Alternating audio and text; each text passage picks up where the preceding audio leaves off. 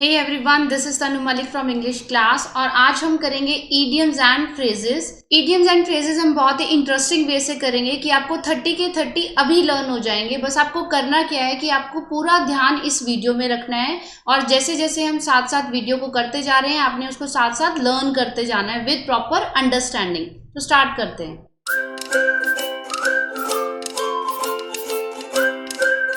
First is a bed of roses.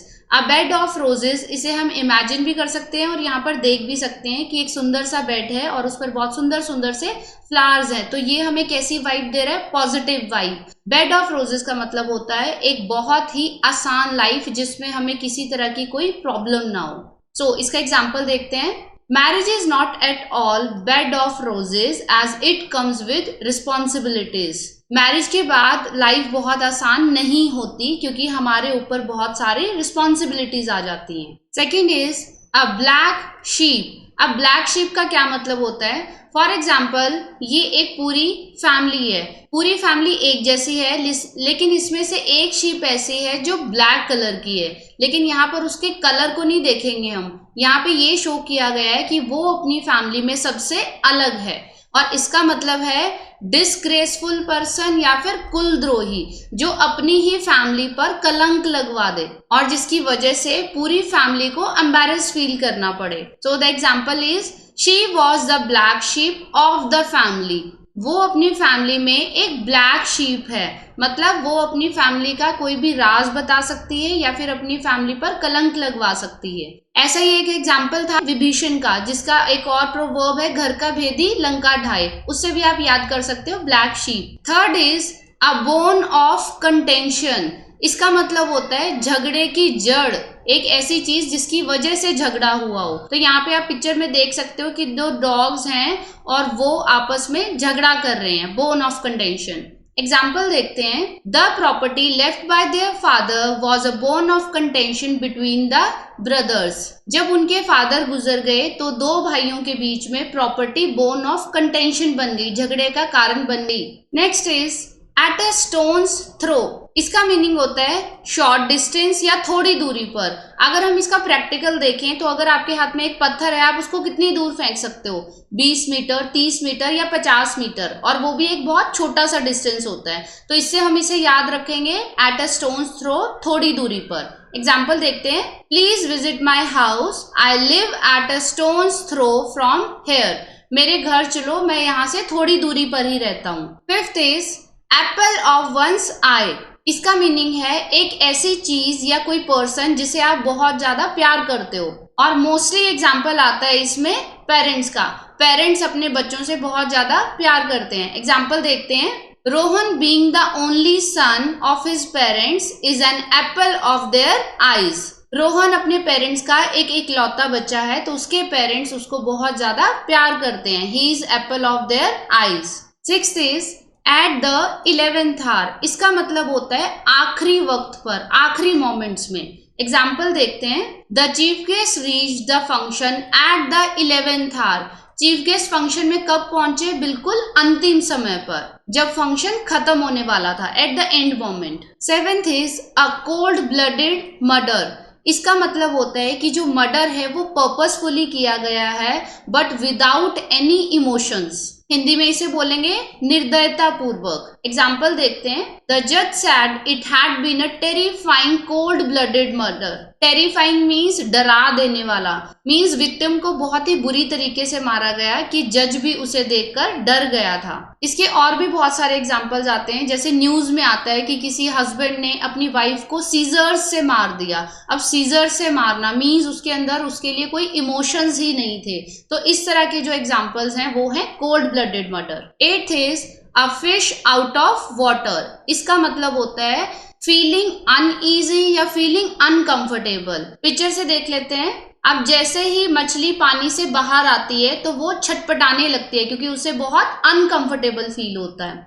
Example is after living in India for most of his life John was like a fish out of water in Canada. पूरी जिंदगी India में रहने के बाद जब John कुछ time के लिए कनाडा गया, so he felt like fish out of water. उसे वहां पर बहुत अनकंफर्टेबल लगा। Ninth is jack of all trades. Trades means सभी तरह के काम करना। सो इसका मतलब है एक ऐसा इंसान जो सभी तरह के काम कर लेता है। अब हमारे घर में ऐसा कौन सा इंसान है जो सभी तरह के काम कर लेता है? यहाँ पर सबसे पहला एग्जाम्पल आएगा हमारी मदर का, क्योंकि वो कुकिंग भी कर लेती हैं, कपड़े भी धो लेती हैं, बर्तन भी धो लेती हैं, जॉब भी करती हैं, अपने बच्चों को भी संभालती हैं, पूरा घर भी संभालती हैं और बाहर के काम भी करते हैं। तो हमारी जो मदर हैं, our mother is jack of all trades. यहाँ पर एग्जाम्पल है, my brother could repair car, build furniture, make painting, he is jack of all trades. मेरा ब्रदर कार भी रिपेयर कर लेता है, उसे फर्नीचर भी बनाना आता है, पेंटिंग भी बना लेता है। तो वो एक तरह से सभी तरह के काम कर लेता है, वो सभी कामों में निपुण है। So he is jack of all trades. 10th is a maiden speech. Maiden speech का मतलब है पहली स्पीच। फॉर एग्जाम्पल, आप किसी पोजीशन पर आए हो, अगर आप अपनी क्लास में मॉनिटर बन गए हो या आप किसी जॉब पर आए हो, उस पोजीशन को लेने के बाद जो आपकी फर्स्ट स्पीच है, that is maiden speech. Example is the new chief minister gave his maiden speech. जो नए चीफ मिनिस्टर आए उन्होंने अपना पहला भाषण दिया, maiden speech. So 11th is a rainy day. अब जिस दिन बहुत ज़्यादा बारिश होती है तो बहुत लोगों को उस दिन बहुत परेशानी होती है, तो इससे हम याद रखेंगे अ रेनी डे का मतलब है फॉर अ डिफिकल्ट सिचुएशन। तो एग्जाम्पल देखते हैं, I will put the money in a bank for a rainy day. मैं बैंक में कुछ पैसे जमा करवाता रहूंगा ताकि डिफिकल्ट सिचुएशन में मुझे काम आ सके, फॉर अ रेनी डे। अब इस पिक्चर से हमें क्या समझ आ रहा है, जब बहुत ज्यादा बारिश हो रही है तो हमारे पास एक छाता होना चाहिए। तो ये किस चीज को सिंबलाइज करता है? बारिश सिंबलाइज करती है हमारी लाइफ में जो भी डिफिकल्टीज आती हैं। सो बारिश इज डिफिकल्टीज। मुश्किल टाइम में हमें किस चीज की जरूरत पड़ती है? मोस्टली हमें हेल्प या मनी की जरूरत पड़ती है, तो हमें मुश्किल टाइम के लिए पैसे जरूर सेव करके रखने चाहिए। तो यहाँ से हम इसे याद रख सकते हैं, rainy day for a difficult time. 12th is a utopian scheme. इसका मतलब होता है एक ऐसी इमेजिनेशन करना जिसमें सब कुछ परफेक्ट हो।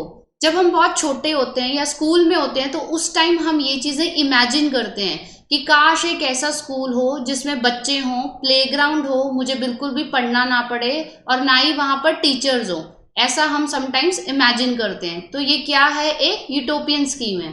एग्जाम्पल से देखते हैं, thinking of a pollution free country is just a utopian scheme now a days. अब किसी भी कंट्री को बिल्कुल पॉल्यूशन फ्री सोचना आजकल एक यूटोपियन स्कीम के जैसा है, क्योंकि ये चीजें आजकल पॉसिबल नहीं है, हम सिर्फ इमेजिन कर सकते हैं। 13th is a wild goose chase. अब इस पिक्चर में ये जो आदमी है ये इस गूज के पीछे पीछे भाग रहा है, तो ये क्या है? It is just a useless effort. इसके पीछे पीछे भागता जा रहा है, भागता जा रहा है, उससे कुछ भी नहीं होगा, useless effort. So meaning is a foolish and hopeless search. तो इसका मीनिंग बन गया एक ऐसी सर्च करना जिसका कोई फायदा नहीं है। Example is Andrew ends on a wild goose chase trying to find a rental house of her dream. सो एंड्रयू एक ऐसा घर ढूंढ रहा था रेंट के लिए जिससे वो 100% सेटिस्फाइड हो, but it is not at all possible. ये बिल्कुल भी पॉसिबल नहीं है। It is just a wild goose chase. ये उसकी बेकार की सर्च थी, क्योंकि जब हम रेंट के लिए घर ढूंढते हैं तो हमें कुछ ना कुछ एडजस्टमेंट करनी पड़ती है। सो this was just a useless effort. इसका उसे कोई फायदा नहीं हुआ। 14th is apple pie order. ये जो एप्पल पाई है, पाई मोस्टली फॉरेन कंट्रीज की डिश होती है। ये यहाँ पर इसकी पिक्चर लगी हुई है, दिस इज अ पाई, और इसमें जो एप्पल हैं उसको कट करके बहुत ही अच्छी सिमेट्री में लगाए गए हैं। ठीक है, तो इससे हम याद रखेंगे, इसका मीनिंग है परफेक्ट ऑर्डर। किसी भी चीज को अच्छे से परफेक्ट ऑर्डर में रखना। अब हमें कहाँ देखने को मिलती हैं ऐसी चीजें जहां परफेक्ट ऑर्डर में रखी हूं? या तो म्यूजियम में, लाइब्रेरी में, या फिर जब हम मॉल्स में जाते हैं तो वहां पर जो कपड़े हैं वो बहुत ही अच्छी सिमेट्री में रखे होते हैं। So that is apple pie order. Example देखते हैं, everything is kept in apple pie order in the library. Library में सभी books apple pie order means बहुत ही परफेक्ट कंडीशन में रखी हुई थी। 15th is add fuel to the fire. अब ये तो सबने सुना ही हुआ है, आग में घी डालना मीन्स कोई बात जो पहले से ही बिगड़ी हुई है उसको और बढ़वा देना। तो एग्जाम्पल देखते हैं, Shouting at a crying child just adds fuel to the fire. एक बच्चा है जो पहले से ही बहुत ज्यादा रो रहा है और अगर हम उसके ऊपर और तेज चिल्लाने लग जाएं तो क्या होगा, सिचुएशन और बुरी हो जाएगी. We are just adding fuel to the fire. तो इसका क्या मीनिंग हुआ, किसी भी बैड सिचुएशन को और बुरा बना देना. 16th is at one's own will. Will means मर्जी, तो इसका मीनिंग है अपनी मर्जी से, अपने अनुसार. एग्जाम्पल देखते हैं. The servant was not dismissed but he left the job at his own will. जो सर्वेंट है उसे निकाला नहीं गया लेकिन उसने ये नौकरी अपनी मर्जी से छोड़ दी. एट हिज ओन विल, अपनी मर्जी से. तो इसे हम याद रखेंगे, किसी भी काम को अपनी मर्जी के अनुसार करना. At one's own will. 17th is a narrow escape. Narrow escape का मतलब होता है बाल बाल बचना. मीन्स थोड़े से मार्जिन से बच जाना, एक थोड़ा सा चांस था कि आप बच गए.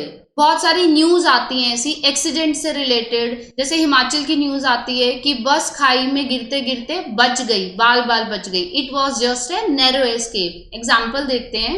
N axe is about to hit the grasshopper but fortunately it had a narrow escape. अब ये है एक ग्रास हॉपर, ये कुल्हाड़ी इसके ऊपर गिरने ही वाली थी कि ये बाल बाल बच गया. बहुत ही छोटा सा चांस था कि ये इससे बच गया. तो it is just a narrow escape. 18th is a man of letters. तो यहाँ पर वर्ड आ गया लेटर्स. लेटर से हमें याद रखना है एक बहुत ही वेल एजुकेटेड मैन या फिर बहुत ही अच्छा इंटेलेक्चुअल और a good writer. So it's meaning is a scholar और राइटर. तो आप एग्जाम्पल में किसी भी पोएट या राइटर का नेम यूज कर सकते हैं या कोई भी अच्छा novelist. For example R K. Narayan was a man of letters. आपको किसी भी अच्छे नॉवेलिस्ट का नाम पता है तो उसका नेम भी आप यहाँ पे यूज कर सकते हो. फॉर एग्जाम्पल शेक्सपियर, जो कि बहुत फेमस हैं. Shakespeare was a man of letters because he was very famous for his literary works. Shakespeare को हर कोई जानता है. 19th is a turning point. Turning point का मतलब होता है आपकी जिंदगी में एक ऐसा मोड़ आना जिसके बाद कुछ बदल जाए. अब वो पॉजिटिव भी हो सकता है, वो नेगेटिव भी हो सकता है. आपने डेली लाइफ में बहुत सारे ऐसे एग्जाम्पल सुने होंगे. फॉर एग्जाम्पल कोई भी एक गरीब आदमी था, उसने एक लॉटरी खरीदी, वो उसका टर्निंग पॉइंट था और उसके बाद वो बहुत अमीर बन गया. या फिर एक बहुत बड़ा बिजनेसमैन था, उसको बिजनेस में बहुत बड़ा लॉस हो गया, जैसे कि उसकी फैक्ट्री में आग लग गई, तो वो उसका टर्निंग पॉइंट था और उसके बाद वो बहुत ही गरीब हो गया. तो ऐसा ही एग्जाम्पल देखते हैं. My exit from the company became the turning point of my career because after that I established my own business. मैंने अपनी कंपनी में से इस्तीफा दे दिया और ये मेरे लिए टर्निंग पॉइंट प्रूव हुआ. क्यों? क्योंकि इसके बाद मैंने अपना खुद का बिजनेस स्टार्ट कर दिया. So this was a turning point. 20th is a child's play. अब ये तो हम अपनी डेली लाइफ में भी सुनते हैं. हमारे पेरेंट्स या टीचर्स बोलते हैं ऐसा मत करो, वैसा मत करो, ये बच्चों का खेल नहीं है, तुम्हें कुछ नहीं पता. सो इसका मीनिंग क्या है? एक्सट्रीमली सिंपल टास्क, बच्चों का खेल. Example is figuring out the password to his account was child's play. उसके अकाउंट का पासवर्ड ढूंढना मेरे लिए एक बच्चों के खेल जैसा था, मतलब बहुत ही आसान था. सो बच्चों का खेल, चाइल्ड्स प्ले मीन्स बहुत ही आसान काम. 21 birds of a feather flock. इसका हिंदी में मतलब होता है एक ही थाली के चट्टे बट्टे. अब इसका रियल लाइफ एग्जाम्पल क्या है? जो भी हम दोस्त बनाते हैं या जिस तरह के लोगों में हम रहना पसंद करते हैं वो वही लोग होते हैं जिनके साथ हमारा बिहेवियर या हमारा इंटरेस्ट मैच करता है. So birds of a feather flock का मतलब है ऐसे लोग इकट्ठे रहते हैं जिनका इंटरेस्ट सेम होता है. एग्जाम्पल देखते हैं. All his friends are dishonest, they are birds of a feather flock together. उसके सभी फ्रेंड्स बेईमान हैं. इसका मतलब है वो सभी birds of a feather flock mean सभी एक ही थाली के चट्टे बट्टे हैं. अब सभी फ्रेंड्स डिसऑनेस्ट है मतलब सभी का बिहेवियर एक जैसा है, तभी वो इतने अच्छे फ्रेंड्स हैं. हम इस पिक्चर से भी याद रखेंगे जिन लोगों के साथ हमारा इंटरेस्ट मैच करता है हम उन्हीं के साथ रहना पसंद करते हैं और उन्हीं के साथ हमारा ग्रुप बन जाता है. Next is build castles in the air. Castles का मतलब होता है किले. तो इसका मतलब हो गया हवाई किले बनाना.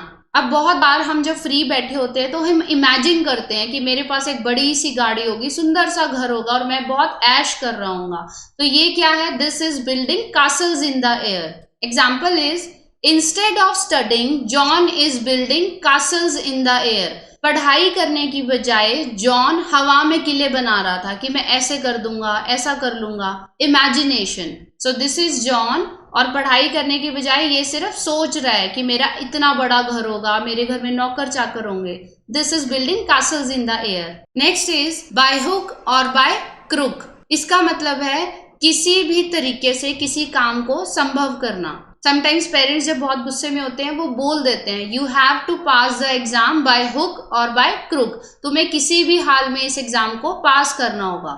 एक और एग्जाम्पल देखते हैं। The police is going to get this thief by hook और बाय क्रुक। पुलिस को इस चोर को किसी भी हाल में पकड़ना ही होगा।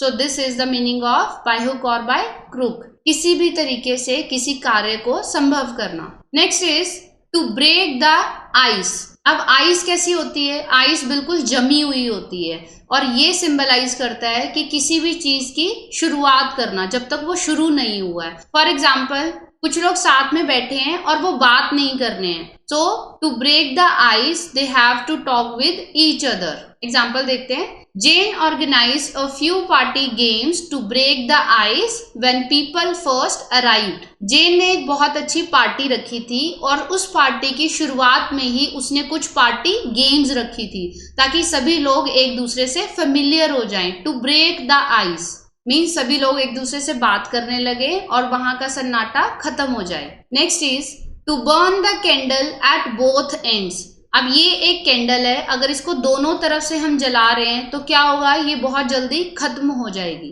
तो इसका मीनिंग है एक्सट्रीम हार्ड वर्क, बहुत ज्यादा मेहनत करना। एग्जाम्पल देखते हैं।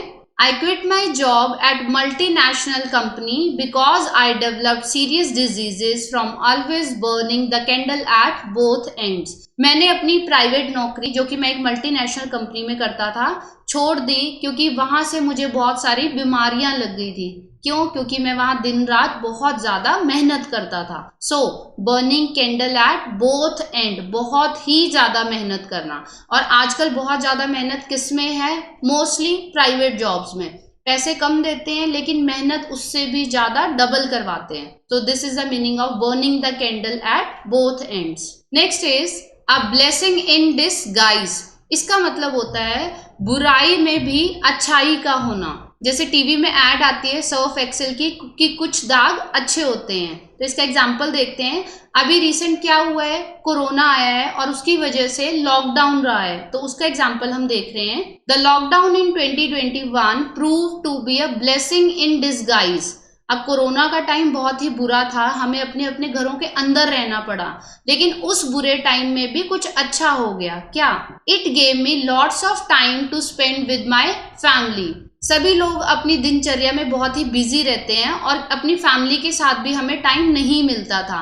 लॉकडाउन के टाइम सभी लोगों ने अपनी फैमिली के साथ बहुत अच्छा क्वालिटी टाइम स्पेंड किया है। So this was a blessing in disguise. कुछ बुरा था लेकिन उसमें भी कुछ अच्छा हो गया। फॉर एग्जाम्पल, आप मेडिकल लेना चाहते थे लेकिन आपको एडमिशन मिल गई आर्ट्स में, जो कि आप नहीं करना चाहते थे, और हो सकता है बाद में कहीं जाकर आप आर्ट्स के बाद ही बहुत अच्छे ऑफिसर बन गए। So that is a blessing in disguise. Next is to beat about the bush. इसका मतलब होता है कि सीधी बात ना करना, इधर उधर की बातें करना। अब छोटे बच्चे क्या करते हैं? एग्जाम में जो क्वेश्चन पूछा गया है अगर वो उनको नहीं आता तो वो इधर उधर की सभी बातें लिखाते हैं। So that is beating about the bush. तो example is instead of answering my question he began to beat about the bush. आपसे कोई क्वेश्चन पूछा गया, उसका जवाब देने की बजाय आप इधर उधर की बातें करने लगे। और इसका एक सबसे अच्छा एग्जाम्पल है जो रेडियो मिर्ची वाले होते हैं और वो बकरा बनाते हैं, तो जब वो आपको कॉल करते हैं तो वो पूरी कॉल में इधर उधर की बातें करते हैं और जो मेन पॉइंट है उस पर आते नहीं है। जब आप बकरा बन जाते हो तब वो आपको सच्चाई बताते हैं। So that is beating about the bush. Next is to beat black and blue. इसका मतलब है बहुत बुरे तरीके से मारना। ब्लैक एंड ब्लू, इस तरह के निशान कब पड़ जाते हैं? जब किसी को बहुत बुरे तरीके से पीटा जाता है। तो इसका एग्जाम्पल देखते हैं। A thief was beaten black and blue by the teacher and was handed over to the police. एक चोर को टीचर ने बहुत बुरे तरीके से पीटा और उसको बाद में पुलिस के हवाले कर दिया गया। So beating black and blue means बहुत बुरे तरीके से मारना। Second last is to burn one's fingers, अपनी उंगलियां जला लेना। अब फॉर एग्जाम्पल कहीं पर फायर है और आप उसके साथ खेल रहे हो तो क्या होगा, उंगलियां जल जाएंगी। लेकिन इसका सिंबॉलिक मीनिंग है आपका कोई भी बहुत नुकसान हो जाना, स्पेशली मनी से related. So example is he has burned his finger when the share market collapsed, उसे बहुत भारी नुकसान उठाना पड़ा जब शेयर मार्केट गिर गई। So this is burning his fingers. So this is burning one's fingers, मुसीबत मोल लेना। और इसका एक और एग्जाम्पल है जुआ खेलना। बहुत सारे लोग जुआ खेलते हैं और उसमें बहुत सारे पैसे समटाइम्स खो देते हैं, तो वो क्या है, मुसीबत मोल लेना, burning one's fingers. Last is to cut a sorry figure. इसका मतलब है एक बहुत ही पुअर इंप्रेशन देना। फॉर एग्जाम्पल आपकी स्पीच अच्छी नहीं है और आपको कहीं पर भी स्पीच देनी पड़ जाए तो कैसा इंप्रेशन जाएगा आपका, पुअर इंप्रेशन जाएगा। तो एक एग्जाम्पल देखते हैं। She cut a sorry figure in her first presentation at college. जब उसने कॉलेज में अपनी पहली प्रेजेंटेशन थी तो उसका इंप्रेशन बहुत ही पुअर था। तो इसका यही एग्जाम्पल है, अगर आपके अंदर कॉन्फिडेंस नहीं है और आपको कहीं पर भी अपने आप को प्रेजेंट करना पड़ जाए तो you always cut a sorry figure, आपका इंप्रेशन बहुत पुअर जाता है। सो this is the end. Hope आपको 30 के 30 इडियम्स एंड फ्रेजेस लर्न हो गए होंगे। इसके बाद एक दो और डिटेल वीडियो आएगी और उसके साथ साथ हम प्रैक्टिस सेट करने वाले हैं। प्रैक्टिस सेट को जरूर प्रैक्टिस करें और अपने मार्क्स पोस्ट करें कि आपके कितने मार्क्स आए हैं। Thank you for watching, subscribe the channel, और अगर आपको वीडियो अच्छी लगी तो वीडियो को लाइक जरूर करें। Thank you, bye bye.